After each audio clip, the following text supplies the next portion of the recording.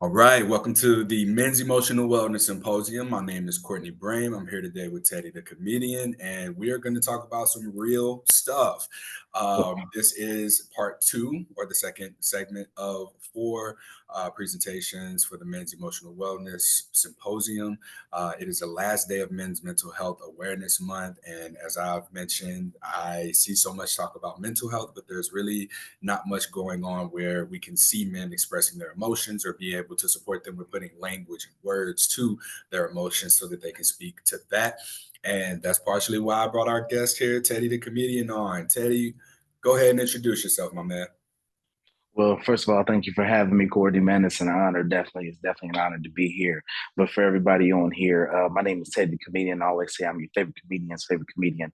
But when we are talking and we are expressing ourselves, my mama will be proud by my government name, Antoine. So that's who I am. I'm a stand-up comedian that started to say I had more purpose in my passion. And so I do not have a degree in this. I want people to understand that. I do not have a degree. I don't have a certificate for this. You know what I have? I have real life thoughts, and I have real life, you know, experiences. And I feel like sometimes, especially when it comes to men, black men, men of all color, you just want somebody that you can talk to and know that you're going through it as well. So kind of that's me. Each and every Mondays on Instagram, that's at Hey Teddy the Comedian. I do a men's mental health show with the fellas, my co-host, Mr. Pringles the Barber, and Cody Jude. And what we do is we sit down and we give flowers to people and we talk to people, and we just have real life conversations because sometimes that's all you need. So that's a little bit about me. All right, let me get you to try something real quick with the audio. Can Mhm. you take the headphones off, turn your phone on this side, and let's see if that sounds better? These are AirPods, I know. but you want me to turn my camera, turn Yeah, my yeah. iPad? Turn, I have my take, iPad on. all right, undo the headphones and let's see what that sounds like. So unconnect them. Yeah, Okay. yeah. I talk real low too. So let's It see what ain't happens. that. It's Bluetooth headphones usually that do this thing. And then What let's see about what it sounds like. how about Talk now? to me. Does this sound better? Say something else. Hold on. Does this sound better? Yes. Say your name. All right. How about this? Oh, nope. Now you sound far away. Sound four. Hold on. Let me see if I can. Is Let's see this if I you? Is this you with headphones or without headphones? without headphones. The headphones are just still in my ears. All right, where you are. Well, when you were closer, that was good. Let me hear you. How about now? All right, talk like that for me, and then we'll be good. I think All right. So we good? we good. All right, cool, Okay. cool. There we go. There we go. I talk a little low sometimes. So All especially, right. I got my Barry White voice. I apologize. Now, can you rotate one more time for me? Now rotated. I look Yep. sad. Do I look skinny? I don't need people to know. If I look skinny, tell Courtney it doesn't matter. Teddy looks skinny. How about All that? right. That Okay. sound better? Sounds better. Okay, we good. All right, cool. So, you and I spoke before getting you on here, and one of the things that we talked about was like your own experience, like not to get right into it, but you said something I thought was like my eyes got big when I heard it. You mentioned like recent suicide Yes. struggles. Can Yeah. you talk to me a little bit about that?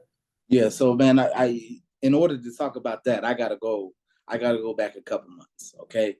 So I was long story short, I got promoted. A couple things happened. I got promoted. It was a great day in my life. I got the call. I thought I was getting fired, and they put me in the office and they said, "Hey, we got this opportunity for me." And I was like, "Yo, this is crazy." Well, let's fast forward to November. I'm a banker, so I want everybody to know I'm in the financial business. And in that, I took over as a branch manager, and my branch got robbed the day before Thanksgiving. Watch. So that's crazy, right? Well, guess what? You're supposed to give money to that. You're supposed to give money to the robber, whatever goes on. I started to laugh.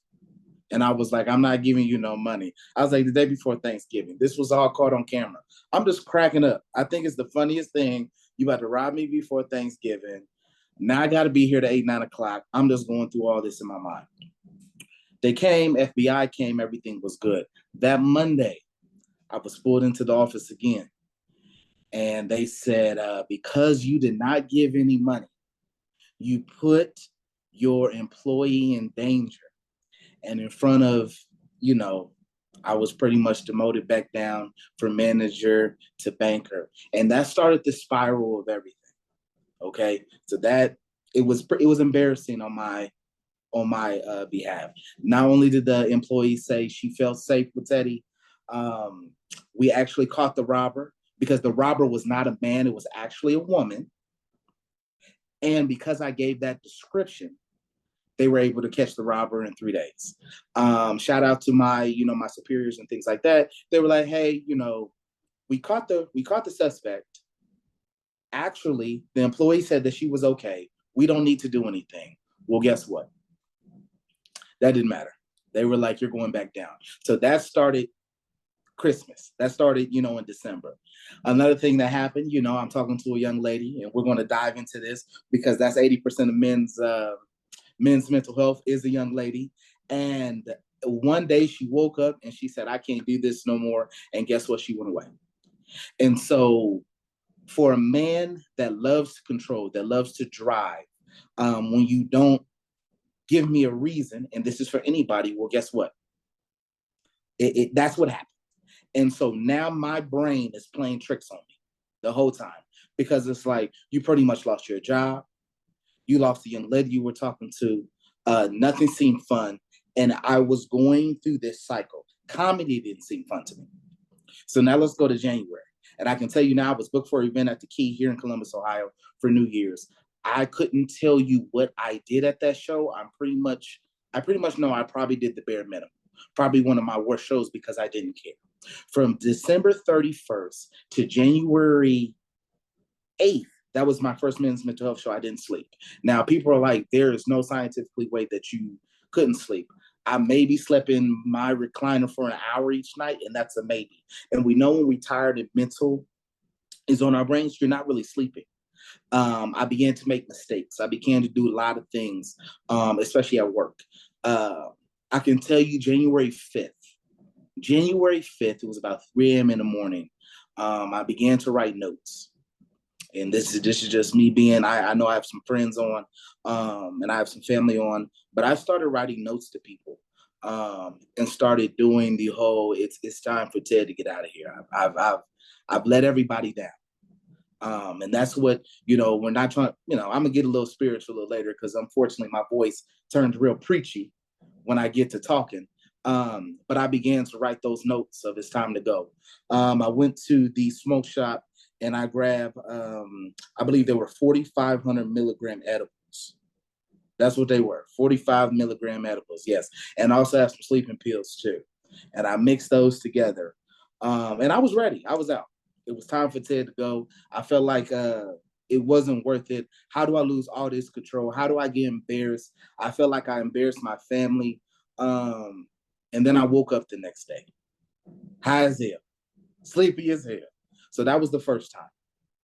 Let's fast forward to after Martin Luther King's Day, excuse me. I got the opportunity to host MC the Genuine, Shy, and Beth concert in Youngstown, Ohio. One of my biggest dreams. Anybody that knows, I love R&B. So, Courtney, through the fall, you're going to see me with a turtleneck on and the same gold chain. That's just what I do. I walk around with turtlenecks and gold chains, and I was ready. Well, guess what? I got the mic. I got up there. I'm talking about folks were loving Teddy. Teddy became Teddy the comedian, and I was up there singing, making jokes. It was amazing. You couldn't tell 13-year-old me I was ever going to do that in my life.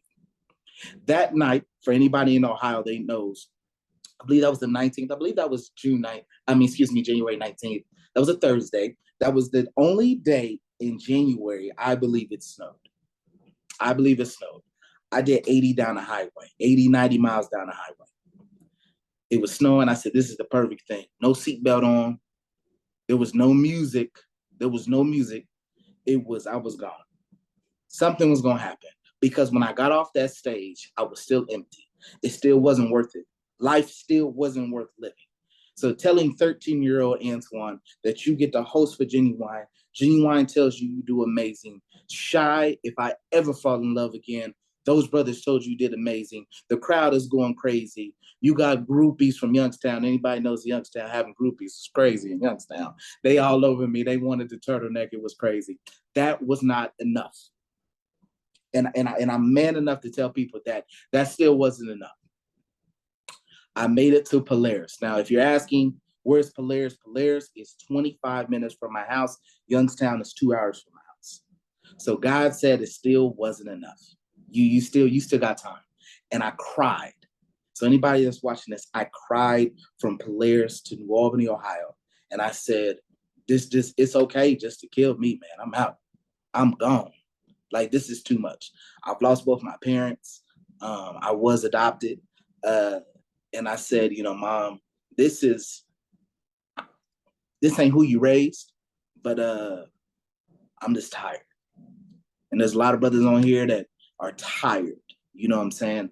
And I was out of gas, and I still made it home. And so that's kind of, a couple of the things that have happened. I've told some people, even in my comedy and even my shows, I've shared this story, and they're looking at me and they say, there's no way the comedian goes through this. The person that's always smiling goes through this. And I'm like, well, when you're tired, you're tired. And those whispers, those voices that tell you that it's over, that you're not worth anything, it sounds so sweet. It sounds so beautiful to you. It sounds like a beautiful woman just in your ear. And I don't mean, it's 2024, so you got to watch what you say with people and how you use genders. But that's what it sounded like to me. It sounded like a beautiful woman telling me you've done well. And that's kind of what happened. And now it's June 30th and Teddy's here. So that's kind of what happened a little bit.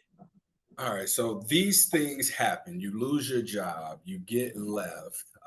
So you're navigating heartbreak, you're navigating the disappointment of a demotion. You also got robbed, right? Like you got robbed at your job and you didn't give them the money. So these are some of the things that led to you wanting to end your life. And then you had, these were 2 suicide attempts, right? Yes. So 2 suicide attempts over a period of 6 months, right? Like, you're hearing it's time for you to go from this like soft, soothing voice that's telling you, all right, hey, let's get up out of here. Let's go ahead and exit, right? Why are you still here? Did you hear another voice? Did you just say no? Like, why are we still here right now talking to Teddy on June 30th?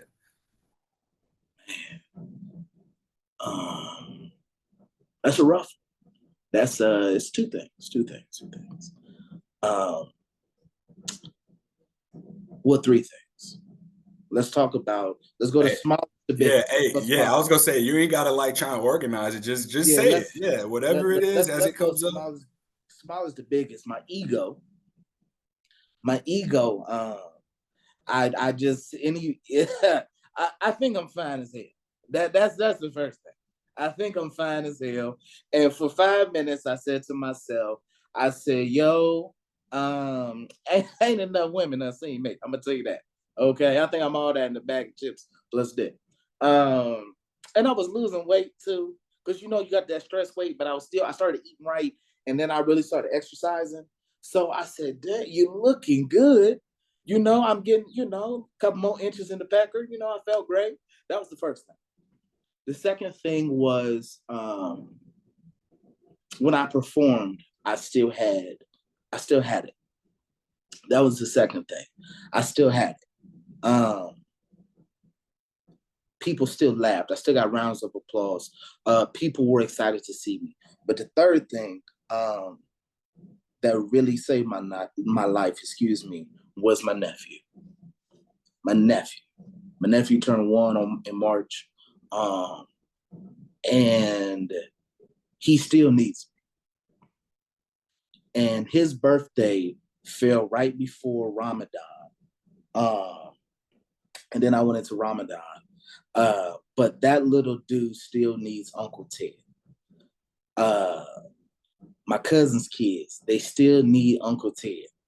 And I said to myself, what are their parents going to say in 10 years on March 31st? That's my birthday. What are they gonna say on March 31st each and every? Who was this Teddy guy? Who was this Uncle Ted? And then I realized that my pain, and shout out to my co-host, Mr. Pringles. He said, you can get on stage and you can be a comedian and you can tell people that you were born a crack baby, your mama was a crackhead. You can talk about heartbreaking comedy, but when it really comes to being vulnerable, Teddy, you can't do like you can do it, you choose not to. So I realized that my story, in order to have hope, you got to give hope. People get mad at Trump for everything that he's done, but in order to have hope, those people had to get hope for Trump. So I realized that if I give the hope, if I talk about that I tried, if I talk about that my heart was broken, if I talk about that I lost all control, somebody that they're right there on edge can take 2 steps back. And so that's kind of what happened. All right. So why you're still here, ego, performance, and the kids in your life. So I'm hearing here that the ego, this thing that causes so much suffering to us, that we're told by spiritual leaders to surrender and let go of, is actually the thing that went away or that went against that, those thoughts of suicide, right? A little bit. Keep going. Yeah. All right. Keep So going. because we think about the ego as such a bad thing, but here we see it in practical use. It's like, nah, I'm looking good. It ain't been enough women that had experience with me yet, right? And the performance, yeah, I still got it. I know I'm the shit. I'm making people laugh. They loving me. And then, we get, I guess the ego part of your nephew and the kids in your life, right? Damn, what people gonna say about me when I'm gone? What they gonna tell these kids, right? And I just find that to be so interesting that it's your ego. Like, what's your relationship to your ego, and how does that tie into the comedian side of you? Because we see now how it helped Teddy. Your ego was necessary for Teddy. Well, Teddy couldn't protect Antoine. Everybody has an alter ego. I don't care if you're a performer, if you're a regular person. Everybody has an alter ego, and sometimes that you realize. I'm gonna use. I'm 34, but there was a cartoon Yu-Gi-Oh that was out, and if you know anything about Yu-Gi-Oh, when it was time to duel, Big Yugi would come out, and when little Yugi was going through a lot of stuff, Big Yugi would pop out. That's how it is. Teddy pops out. Teddy doesn't, man, I don't cry. I don't do nothing. Like, it's just a part of the game. Like, it is what it is. But I realized that going through what I was going through, Teddy couldn't protect Antoine. So then this is this. So if we talk about the spiritual, and we're Black, and for anybody that grew up in the church or Black, white, blue, green, they tell you to pray. But how do we pray? How do you pray? There are people, suicide happens in the church from praying folk because they don't know how to pray because they think it doesn't work. And I'm not saying it does, I'm not saying it doesn't, but I feel like as a Christian man, God sends people to intervene knowing that you ain't got to him yet. You see what I'm saying? It's like what you call that, a teacher driver. Before you get your license, that's God. You got to have somebody there helping you drive. See, Christians tell other people that you just go talk to him. Just say Jesus. Just say Jehovah Jireh. Just say certain things. What does that mean? What does that mean? How can I say that when you took my mother away? When you took my father away? When you took my job away, when you took the ladies away, when you took the money away, what does any of that mean? And there's so many people going through that. See, Big Teddy couldn't protect Little Teddy. And one thing I always would say is, Teddy, I'm sorry. I would tell myself, Little Teddy, I'm sorry. I don't know what to do. Um, walking doesn't help. Running doesn't help. Work doesn't help. I don't know what to do. And there are people out there that just don't know what to do. The liquor doesn't help. The weed doesn't help. The drugs don't help. All the money doesn't help. So what do I do?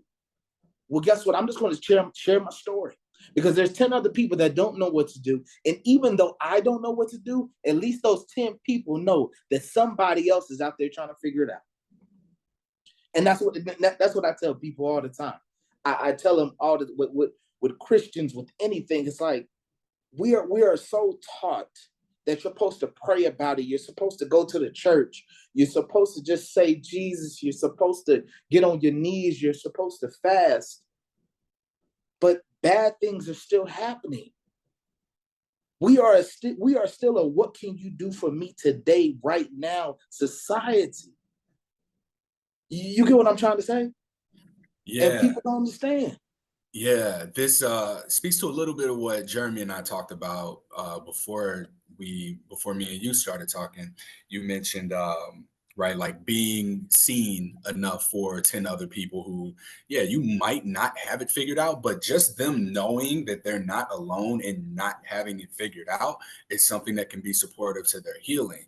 And I want to go back to the ego thing, because when you said ego initially, I thought about it like, the bad ego. But as you explained it more, I wrote in my notes here, alter ego, right? Like you said, Big Teddy couldn't protect little Teddy anymore. And the Yu-Gi-Oh analogy was beautiful, because that is exactly, that speaks volumes to a lot of like our superheroes, right? Superman protects Clark Kent. Teddy the comedian protects Antoine.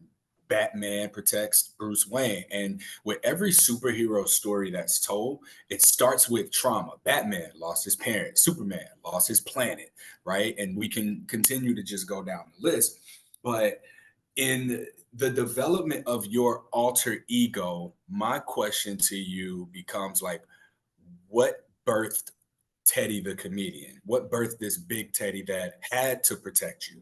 Where did this alter ego start? Let's see.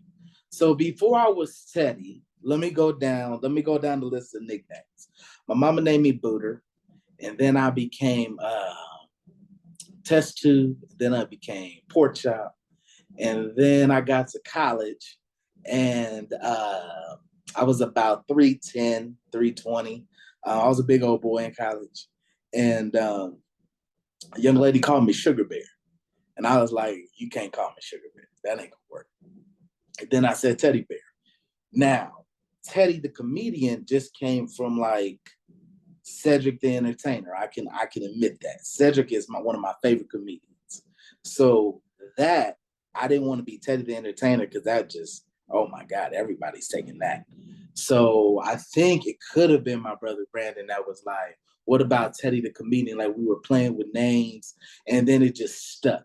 And then one time somebody said, coming to the stage, Teddy the comedian, and boom, that shot off.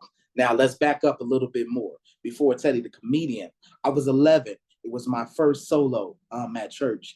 And I walked out to see my parents if they were there, because the choir director was nice enough to wait, because they knew it was my first solo. And then I saw my father get hit by 2 cars. And I saw his body spin. And then I saw his body land. And then he passed away. And then my mother adopted me at 40, and we realized that in 1951, and that generation, they knew nothing about how to heal. They knew nothing about trauma. They knew nothing about anything. So I became the man as soon as my father passed away. And I was writing, checks. I was balancing the checkbook. I was cleaning. I was doing all that. And so now, let's fast forward a little bit to when I was 22. And I came home. My mother was sick, and I came home. I was sitting I was working at the news station at the time. I'm at the computer, and I felt something say, she's gone. I felt something say she's gone. And me and her were both born on March 31st. She was 1951. I was 1990. She adopted a baby on her birthday. And I found her passed away. And that was the start. That was really the start of everything.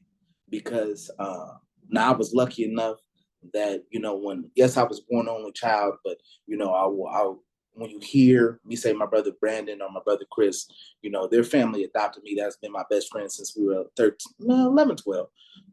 You know. You mentioned, I know you said like your brothers, you explained that you were adopted and these became your best friends. I had a question for you. I guess we could just kind of pick up from there. Let's do it. Question being about, it's the intersection of identities around being an entertainer and then being able to be a man or being able to be, you know, who you are. It sounds like your alter ego Teddy is able to handle things differently than Antoine when it comes to situations, right? So I want to hear from Antoine. Let me hear from Antoine, right?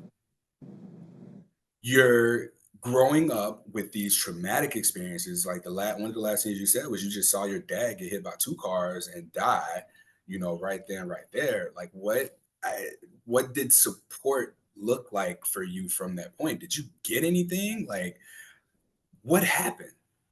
Well, I can tell you the year 2001, other than 9/11, it went, my great grandmother died. My grandmother died before my birthday. You had 9/11, and then you had my father dying. And like I said, my mother was born in 1951. So when it comes to that generation, and again, we're not making excuses, we're just being very honest about it. It was a lot of trauma for her. So you not only took her mother away, you took her husband. And when you talk about support, she did the best that she can do. There were a lot of outbursts. And what I mean by outbursts was I would get in trouble for things I shouldn't have got in trouble for, you know, just being a kid, you know. And my aunt, she passed away, but my aunt was my protector because my mother, every time I would do something, she would go to my aunt. And that was the logic to everything. But then I realized getting older that my mom could not process a year's long worth of trauma and still raise me. And so when you talk about support, like I had, you know, friends at school, I had other friends, but again, me and my mother are just trying to navigate this. My mother's ego was huge. So the first thing I said was, even at a small ages, I think we need to downsize. We got to downsize this house because it's just us. If I'm being honest, like you're struggling, I can read. I can read that we got disconnect notices. That don't bother me. Like, you know what I'm saying? I'm just happy that we're able to do what we need to do. And my mother wouldn't. And so I remember one of the first outbursts I had, I think I was 16. And excuse my language, we were in the middle of church and somebody said something to me and I just looked at her and I said, man, I'm tired of all this shit. I said it just like that. And my mother was like, whoa, whoa. And my aunt Donna was standing there and she raised a son, my cousin Sean, and she said, he's not being disrespectful. He's 16. He's not a man. And you've asked him to be a man and he's tired. Like I would get in trouble by things like, you the man in the house, you the man in the house. No boy should hear that. No boy should hear that. And I'm going to say something that could rattle some cages on here, but it was not okay for any man on here to be a man 18 and under. And really at 18, you're not a man. You're just a legal age. And in our community and in our gender, we are glorified that, oh, he was the man when he was 10, he was 11, he was doing this. No, you took his childhood away. You took the growing steps away. The growing steps got taken away from that little boy. And now he thinks that he is a man and he is acting as a man, but with little boy tendencies because that's all he knows. So when it comes to Antoine had to pay the bills. Antoine had to do certain things around the house that really I shouldn't have had to do. And now, so I'm 34 and there's a sense of control that I have to have. There's a sense of control I need to have when it comes to not only being a man, but being the man in the relationship, being a man in my friend group. I have to have that control. But that came from a child. And people be like, people will say like, those childhood traumas don't really know they do, because there's a way that I move. And so I couldn't cry. I'll tell you guys this, and we'll go to the next subject. This is when I realized I couldn't heat, like being outside. If anybody notices, anything higher than like 80 degrees outside, I'm in the house. Because when I was a child, I went out to cut the grass. I normally would watch cartoons or whatever, and then right after the cartoons go off, I go out and cut the grass. Well, guess what? When I went out to cut the grass, I don't know if I had a heat stroke or heat whatever. I came back in the house, sick as a dog. My mother brings back lunch, and I couldn't eat it. I'm sitting there and I'm swooming like this. My mother told me I was ungrateful and to go back to my room. You don't want to do shit. You ungrateful, whatever. I went back to my room and I went to sleep.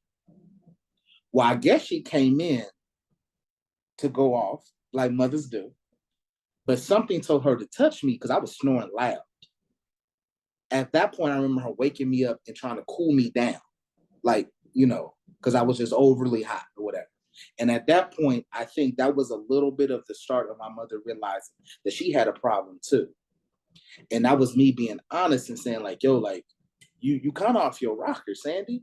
Like, I get it. Like, there's some things I do, but you got to take a breather on this. I'm not a man. I'm still a boy. Because you can't tell me to come home at 9 o'clock and then ask me to do all this other stuff. It didn't make any sense to me. Man, there's something in there that it may be insignificant, it may be nothing, but I have to ask it. It sounds to me like not only were you treated as the man of the house before you should have even been, you were deprived of your childhood because you had these man responsibilities, but it sounds like the woman of the house made you the man of the house and treated you disrespectfully, almost out of a reaction to the man who should have been the man of the house, who is absent. Is there any resonance or truth of that? Yeah, but that happens a lot. So the thing is this, that happens a lot with our boys, with single mothers, with even fathers that are present but are still absent. Somebody had to become the man. It's just a natural reaction. And my mother, again, I'm always going to give her grace because she was born in a time that you didn't talk. So she's dealing with all this. I would hear her in the basement crying out for her mother and my father after they died. I would hear her cry out. And she didn't know how to talk to get that out. To let, I don't know if it was an ego thing. I don't know what it was. Maybe it was just her generation. Because again, she was born 1951. So that's a completely different generation. But she would just react. She would just assume, get upset. And I realized, again, getting older, I realized what my mother was doing. Because I realized how I react to things and how I may gaslight, I may lie, I may manipulate certain things based off the reaction. So did she blame me? She blamed me for a lot of shit. I understand, I understand that. But I do realize that she did do her best, especially on the back end, when it would say, hey, Booter, remember this time? I want to let you know I'm sorry. That's what a lot of kids don't get. And I got to get that. I'm sorry. Hearing I'm sorry from someone who has for so long caused harm, right? Like a lot of people don't get that. Like we can, make whatever excuses, whatever. But a lot of people don't hear sorry from someone who wronged them, especially parents, because there's often this sense of entitlement. Perhaps that's just with that time, that generation, the age, the lack of tools and resources, even in a time now where these tools, these resources, the language is all available and it's accessible. There's just an unwillingness to even sometimes look at that and apologize for the pain that's been caused, and now or pain that's been caused. And now here you are 34 years later, right? Like, you're not only doing your own healing, but you're also doing their healing for them in a way. And some of these people, right, may not be in your life anymore, but I guess I'm making these comments, and the question that's in there really is, what did that "I'm sorry" do for you emotionally? At the time, not a damn thing. Because the Is damage that was because already done. That's what, if we're going to be honest, if that's what it was, like, cool, like, yeah, we're moving on. Like, I thank you for acknowledging that. But what did that sorry actually do? At 34, I realized what it took to say I'm sorry. What it actually took to say I'm sorry. It took strength. It took vulnerability. It's like and this is a crazy metaphor to say. It's like a bully coming back 20 years later and saying I'm sorry. So let me tell you what that does for me, right? I feel like apologies, especially in these situations, are more for the person apologizing than it is for the person that they're apologizing to. How does that feel for you? 60-40. 60-40. Because again, like, we have things that we do for us. You know what I'm saying? We do just for us. Like, yeah, somebody may be a recipient of it, but we literally do it just for us. So it's a 60-40 thing, but you, even in that 60%, or what that person that apologizing, you have to look at the makeup of it. So really, like, and that's a deeper thing. Like, that's something that you hear I'm sorry, and it takes years. So if I got that I'm sorry at 20, right before she died, I'm 34. So it took 14 years plus therapy, plus talking, plus laughter to understand that somewhere you sat down, because I know for sure that is not a random conversation that people were having. Okay? And for you to sit down, because she was in a home, she was an empty nester, to say, damn, there were some things I didn't do right. And yeah, I can't get the money back. I can't get my credit back. There's certain things I can't get back. But for you to sit down and look at me and say that with your ego, with Sandy's ego, was nuts to me. And that's when I realized it's never too late. You get what I'm saying? It's never too late to heal. I know we're not using that word. It's never too late to heal. It's never too late to say I'm sorry. It's never too late to ask for help. Like they said, it's never too late to find love or get degrees. So that's how, again, that took me 14 years. If you would have asked me that at 20, I'm like, bro, that don't mean shit to me, bro. Like, she could just be on her deathbed. Like, I don't know what she's going through. But at 34, it's like, I know the courage it took to say that. Mm-hmm. You said credit. You can't get your credit back. Did something happen with that? Just say yes or no. Man, I had to. All right. Hey, shit, I had listen. I had to. It's probably one person on here. You talk about zero. Man, hell, mine was negative. I said, because I'm a banker, they run your credit, right? And I'm gonna tell this because again, you see a Teddy the Comedian show. I tell people everything. I was sold for crack. I got this whole thing how I sold for crack. But they brought something up, and they said it was like 06, 07. And I was like a sophomore in high school when that happened. I said, how did it get approved? That's all I care about. How do you approve that? They don't ask questions. They do not ask questions. Like, oh, this new. Oh, we ain't got to them yet. Man, I'm in the lunch line and my credit getting messed up over some Bosco sticks and a Fruitopia fruit punch. It was crazy. It made no sense. But that's a whole nother story. All right. I'm glad we got to balance it out with something that was light like that. Because this can be heavy for some people. And I just want to say, if you listening to this later, please pause, whatever you need to do to take care of yourself. Because some of this stuff is heavy, man. Yeah. And I think that This is a very good example of you just don't know what people are going through. You don't know what they're experiencing.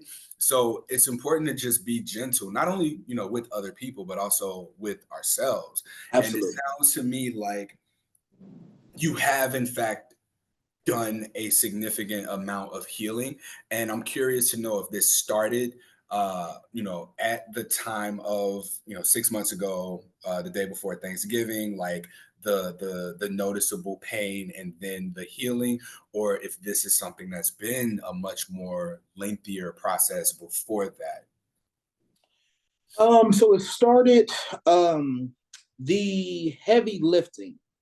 And okay, so let's talk about like if you're losing weight and you're going, you're trying to get your body and nutrition right. So the nutrition part of it started after about January. Okay, that's when the nutrition of this started. But the mental health thing started, I believe it was 2022. I went down to Atlanta, Georgia. I did a comedy festival in Atlanta, Georgia, and and I always give credit to this brother. His name is Gigi McGee. He's on Killer Mike's label. He was one of the industry people that were there, and he said, "Man, you're funny, but you don't have something that sticks out." Now you're like, that one statement created this? Yes. Because I remember him saying that Cedric has his own way, Steve has his own way, Bernie had his own way. But what do you have? And the main thing that he told me was, you sound like a preacher and you look like one. He said you can command a room. So I just remember about so that was this time, it was June of 2022. I did a show called Welcome to Teddy's World. And at the end of the show, I just wanted to talk to the men and tell the men that they were worthy, because I was just, who's going to come see me? Who's going to come see me perform if there's nobody here? Now, I think I'm handsome, so the ladies will come, but it's only one Teddy. That's how I looked at it. It's only one me. So who else is going to talk to the ladies? I need these brothers here. We can't do a symposium. We can't do certain things if people aren't here. But I realized at that point, the door I had to open, and that was going to be a scary door. Now we fast forward after every show, especially if I kill it, I ask for permission for 5 more minutes. As somebody in the audience, you're like, yo, he's about to give me 5 more minutes. No, I'm about to take you to Calvary and back, and you about to heal. Because I've always told men, you're worth more than just paying a bill. You're worth more than just buying a bottle. And I've always said that. And then fast forward to Al Gore's internet, where you have all these red pills, blue pills, round tables, and excuse me, everybody just sounds like a damn idiot. And people are basing themselves on what they see off this damn screen.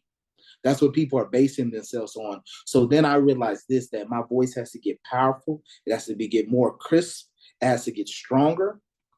And I have to let people know, even being a trendsetter, being able to wear your hair, being able to come out and say what you have, that's a trendsetter.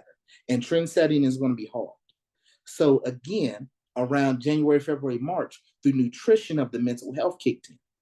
Once I did the Ramadan and I saw what was going on, once I realized that the tears, they were flowing to wash away all the BS away. I said, I'm going to do this. I'm going to use my comedy, the laughter, the refreshing part of it, to refocus it. So that's when it really like kicked in. Oh man, I I was typing up some notes here. I liked what you said about the nutrition of mental health because of what went into that. Like you mentioned the tears, you mentioned the work of it, and nutrition isn't exclusively what we put into our bodies, but it's also what we put up here. Yeah. Nurture our brains with, our minds with. As you started to do the heavier lifting, right? Uh, what did your support look like? Did you have support? Did you do this on your own? Like I hear you talk about giving, I hear you talk about doing your shows and you're talking to men. And then we asked the question, who made the comedian laugh, but who gave Antoine support? Who gave Antoine space? Who gave Antoine healing? I got it from everybody, but I can say this. how do you get support when I'm not willing to tell? So I'm willing to tell on a platform, but when it comes to crying inside, it takes a lot for me to tell. So when people hear my story, when friends hear my story, they're like, why don't you call me? I can call you, but why don't you call me? Well, you got too much going on. Like, you got this going on, man. You a dad, you're a father, you're a husband, certain things. Like, it's okay. No, sir. No, sir. You can call me. I have plenty of friends that check on me. Plenty of friends. But I can tell you, and this people that know me, Drew Hill, Jesse Powell, Jared Levert. That's what when my brain goes to places, the music gets me through. That's what really, somewhere I was blessed in my lifetime, that I may not be able to talk, but I'm still able to sit here and my mind is like, you're worthy, especially after making it through what I made it through with suicide, with trying to leave this world. Somewhere somebody prayed for me and said, nope, it's going to be rough tonight. We may make it through the night, but joy comes in the morning. His joy is going to come in the morning. And I realized that. And I know somewhere I need to apologize to some friends, because how can I call them my friend when I'm not willing to use the friendship? And it's hard. It's hard. You can call me 3 a.m., 4 a.m. because I'm up. I get up and do my cardio at 5:30 in the morning. So I'm up. But to answer your question, I have a big support system. It's about using your support system. And at the end, when I, my last little words, I got a story of how support systems work from a friend of mine. Yeah, we coming up on what would have been the end. So what I want to do is, if y'all got questions, please start typing whatever questions you have in the chat. I apologize that this was cut short for your reasons, but we're gonna continue to go up until that 2:10, 2:15 time marker. But let's hear that. Like, let's hear about the support system, because I was gonna actually ask you about finding your support system. So yeah, go ahead and share that story here. So there's a couple. So when you have a support system, this is where I may get a little preachy, so I apologize. If you have a friend, and this is what a couple of these little sound bites I'm gonna use. If you have a friend, if you have a partner, male or female, that doesn't support you, there are more people out here so you can leave. I get sometimes as men, I'm gonna talk to men first. I get sometimes that as men, we stop being soft. Stop being soft. But as the great Trip Fontaine said off tonight's conversation, why gotta be hard all the time? Like, men cry. It doesn't, seeing my father get killed and finding my mother dead, that don't make me a man. That shit ain't sweet. And I'ma say it ain't sweet. You a man, I shouldn't have to deal with shit. If you want to be honest. We have seen things in our lifetime, Courtney. You have seen things, you have gone through things. If I've done my research on you, is it Eastern Missouri State that you play football at? Southeast Missouri State. Oh, yeah, yes, close, sir. Yes. Close. D-line. 6 D-line, foot. Listen, D-line. I'm just gonna say this real quick. 6 foot. I said 6 foot, 8 tackles last game. I was like, that's crazy. But the things that you have seen, it doesn't make you a man. It's how you approach it. So I'm gonna tell you the story. Before I go into the story, is there any questions that you see? So I can keep going. Oh, wait. Somebody just wrote something. Hold on, let me read it real quick. Oh no, just you getting urged on. You getting urged on. Okay. So the preacher may come out real quick, but there's a story that's really been resonating on me. And y'all may know my friend. So buckle up for this one. There's a friend out there, and his name is Simba. And Simba, and if you think about Simba, Simba's the Simba that you know. He was born on Pride Rock. Okay? Now follow me, follow me. And I'm going to fast forward this because I'm going to get to crying because every time it goes through my head, I get to crying by myself. And Simba was born, and Simba was a kid like all of us, and Simba made mistakes. But early on in Simba's life, one of the saddest scenes that we will ever see in cinematic history, Simba lost his father. But if y'all remember, after he lost his father, Simba got blamed for his father's death. Now I'm going to stop right there and I'm going to say, Courtney, do you remember what I said on men's mental health? I said, I'm not talking to the man, I'm talking to the boy. Because somewhere in that man's life, as a boy, he was blamed. And Simba was blamed for his father's death. But if you remember, Simba ran away because the world told Simba, and the world was just somebody close to him, that he wasn't worthy to be a king. There are men on here right now that have gone through some things that were told, and they were told, you aren't worthy to be a king, especially on Al Gore's internet. So then we shift over to, there was a season in his life where two people came along, and their names were Timon and Pumbaa. Y'all remember that? And we look at Timon and Pumbaa, and they was having a good time, and there was a phrase, because they were kind of outsiders, and they would say, what? Hakuna Matata. You remember that? And there are times in your life, growing up, even to now, that you meet a Timon and Pumbaa. I got my Timon and Pumbaa. You got yours too. But I was looking on the guest, and there's some brothers on here, but this is why I got to give the flowers to the ladies. Do y'all remember that part on Lion King when Nala came back? And this is where I may cry. It always takes, and Courtney, you mean you talked about it, a woman. And what she said was, I don't care what you think you are, what the world has told you, you still are a king. And I share that story because there are some people on here that have gone through life like Simba. And they don't know what tomorrow's going to bring. They look, their daddy got shot, the mama wasn't there, they were raised by their grandma, and they say it's all my fault. And I said the same thing. When I saw my father get hit, I'm just going to say this. I blame myself, but shout out to Miss Kim for telling me, because my mother told me that when you get home, you need to do your homework. So when I get home, you can be ready to go. I didn't do my homework.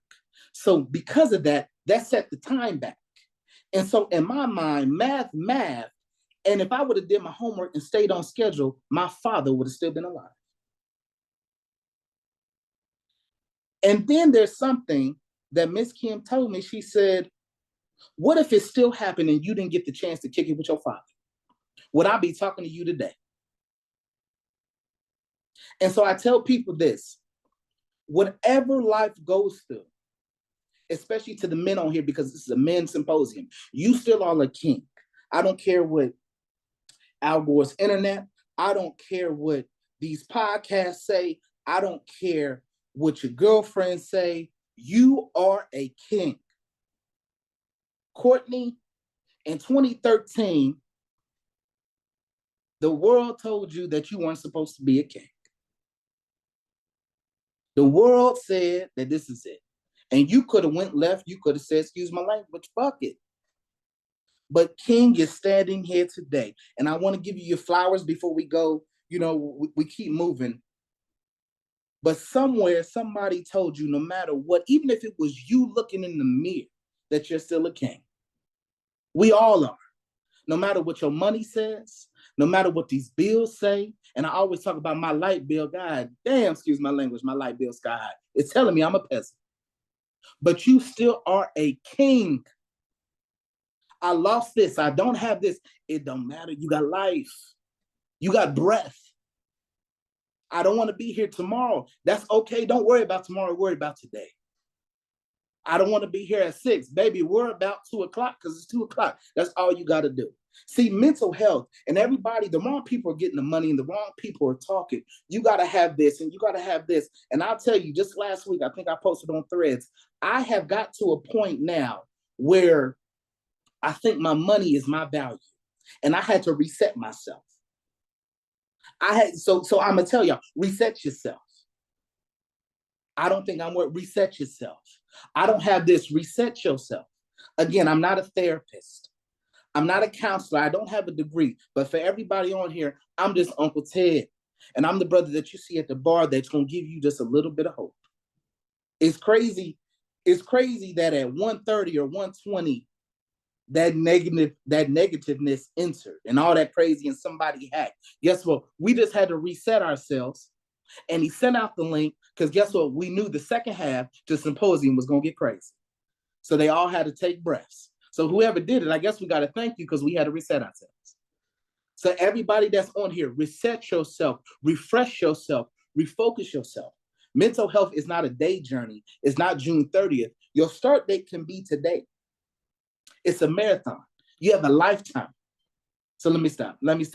You know, I feel like, you know, TD Jakes and them ain't heard me and I ain't getting paid enough for them not to understand. Man, hey, thank you for that.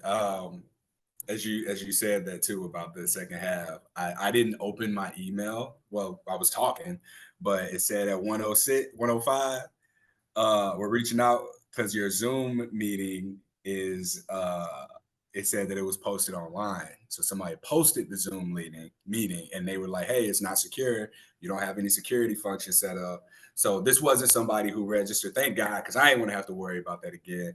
So yeah, we don't have that. It's not online. So we all got the link between us. We straight. Teddy, I want to touch on one more thing. And Okay. I don't wait. I see 9. Any questions in the chat? Oh, we got a bunch of fire emojis, hand claps. You'll think Hurricane Chris was in here. Give me that hand clap. Everybody ain't old enough to remember that. But it's not really a question, man. I think that it's really just more so elaborating on what you were sharing about men's value being on what their money has to say about them, or what the red pill community says, and they speak to like a high value man having all of these things and all aspects of spirituality, whether you believe in some particular type of religion, if you are a spiritual person, if you have some beliefs that are outside of that, even, it really all comes down to you go from having to doing to being. And when you get to that place of being, like, there is no want, there is no need for external validation of your identity. It's a matter of you doing the work of getting to the truth of who you are, and then just living that and being that and finding peace in that, knowing that you know, the internet's definition of a high value man may not apply to you. Like, if I refuse to waste away my life chasing, like, granted, I do want to provide, but the illusion of chasing what someone else has is not my responsibility to attach to, right?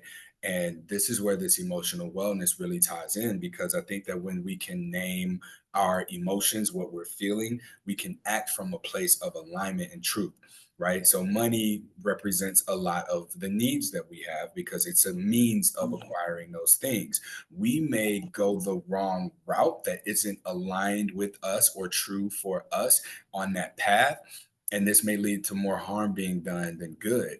Whereas if we know what we're feeling, we know what our truth is, we know what's aligned for us, we'll be able to take the path most aligned for us while also getting money in a route that's aligned. Like, I think we look so much for external sources to tell us how to do things or tell us what to do. And the reality is, we really need to be identifying who we are. So you use the analogy of the Lion King very beautifully, in that this world tells you, hey, you messed up around your traumatic event. Like, hey, you to blame for this.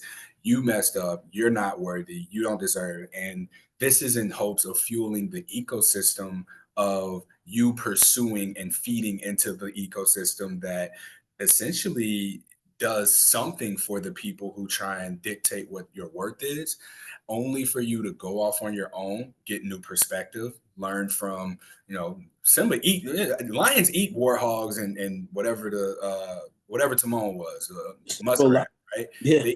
They eat these things. Yeah. And instead of eating them, he befriended them and learned from them, right? Like he went against what his, core nature, well, which Yeah. tells you like it might not even have been his nature, because when he met them, he didn't eat them. He was like, oh, y'all friends, cool, right?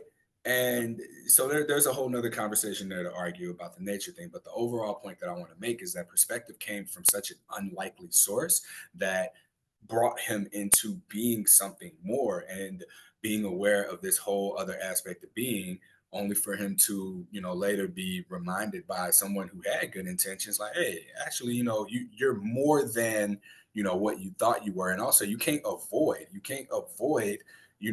being who you are and becoming who you are. So you can leave home and go back home and be a completely different person and have the tools, experiences, and skills to navigate being home.